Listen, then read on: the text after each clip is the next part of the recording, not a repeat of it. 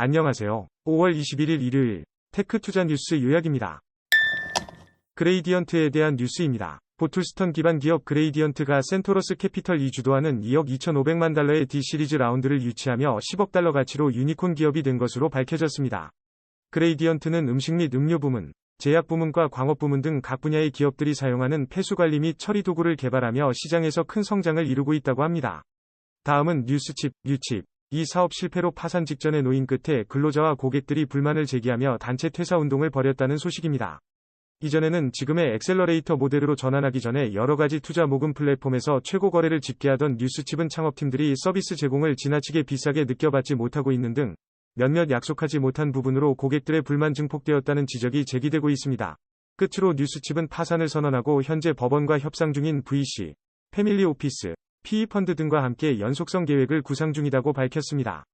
다음은 인슈어테크 스타트업들에 대한 기사입니다. 최근 몇 년 동안 IPO를 한 기술 회사들은 자신들의 지분을 합쳐주고 주식 가격이 1달러 이상 유지되도록 하는 재거 딜리스팅을 피하게끔 한다는 측면에서 전통적인 방법을 모색하고 있습니다. 최근 유행한 소비자 대상 소비자 보험 스타트업들 중 대부분의 기업들이 이러한 이슈로 인해 골칫거리가 되었음이 사실입니다.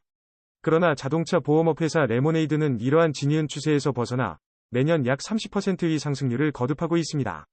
다음은 레스토랑 관리 소프트웨어 개발 기업 에스토랑 365 21억 3,500만 달러, 약 1,560억 원 규모의 성장 자금 조달에 성공했다는 뉴스입니다.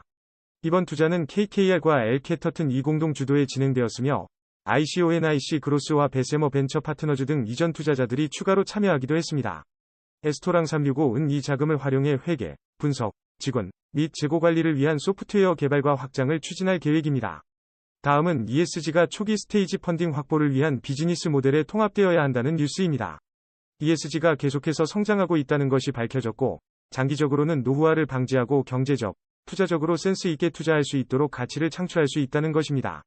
대기업에서부터 스타트업까지 ESG를 전략적으로 활용할 필요성을 느끼고 있는 것으로 밝혀졌습니다. 다음은 벤처 부채에 대한 뉴스입니다. 실리콘밸리뱅크의 붕괴는 벤처 부채의 끝이 아니었지만 많은 기업들이 익숙하게 느끼는 방식으로 벤처 부채를 모으는 것이 끝날 가능성이 높습니다. 앞으로는 벤처 부채가 유리한 선택이 될지는 확실치 않지만 미래에는 가격이 더 비싸지만 기업들은 엔터프라이즈 가치, 수익성 등에 더 초점을 맞추는 수요가 늘어날 것입니다. 다음은 켈빈, 이 3,500만 불, 약 3,856억 원 규모의 시리즈 A 투자 라운드를 유치한 기사입니다. 2150이 주도하는 이번 라운드에는 구글의 대규모 캐피털인 슈미트 패밀리 재단, 뉴욕 파트너십 펀드 등 기존 투자자들도 참여하는 등 광범위한 투자자들이 참여했다고 합니다. 켈빈은 이금을 바탕으로 옵션 방식을 적용한 나만의 연력 공급기를 내놓을 예정입니다. 다음은 아일랜드 초기 스타트업들을 대상으로 한 1억 800만 달러 규모의 창업 자금을 확보한 엘스톤 뉴스입니다. 이를 이끌어낸 것은 아일랜드 국가기관인 ISIF의 지원이었으며 이전에 7천만 유로에서 1억 유로로 상승한 기금 규모를 통해 시드 시리즈 A 수준의 벤처 회사에 100만 달러에서 200만 달러 범위의 투자를 할 계획입니다. 이번 자금 조달은 최근으로 이루어진 법인세 유리 조건 개선 등 정책적 지원 덕분인 것으로 알려졌습니다. 다음은 소프트뱅크가 블랙과 라틴계 창업자를 지원하기 위해 시작한 오퍼튜니티 그로스 펀드에서 1억 달러를 투자해 성과를 얻은 블랙과 라틴계 창업자를 대상으로 투자하는 새로운 오픈 오퍼튜니티 펀드를 출시하고 이를 위해 1억 5천만 달러를 모금할 계획이라고 밝혔습니다. OF는 소프트뱅크와 제휴업체들과 함께 재단 공동 소유주로 재단 일을 하며 새로 출시된 두 번째 기금은 이전에 출시된 첫 번째 기금보다 기존의 스코프를 뛰어넘으며 3년 내에 2억 5천만 달러를 투자할 계획입니다. 다음은 SVB 붕괴와 관련된 뉴스입니다. 인테리어 완성 및 개발을 위한 재산 대출을 제공하는 SVB가 망하면서 벤처 대출이 어떻게 될지에 대한 질문이 생겼습니다. 여러 가지 측면에서 어려워질 것이라는 인식이 커지고 미국에 위치한 스타트업들에게 벤처 대출을 제공하는 투자기관 중 하나였던 FRB가 망하면서 난감한 문제입니다. 하지만 실제로 투자자들은 SVB 붕괴가 전체적인 벤처 대출에 미칠 영향에 대해서는 크게 걱정하지 않고 있습니다.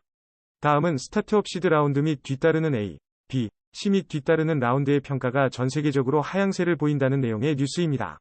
하지만 성장 스타트업의 경우 세계적으로 A, B 및 C 라운드를 진행하는 스타트업들의 평가는 CB 인사이츠 위 데이터에 따라 Q4 2022 대비 Q1 2023에 상승했다고 합니다.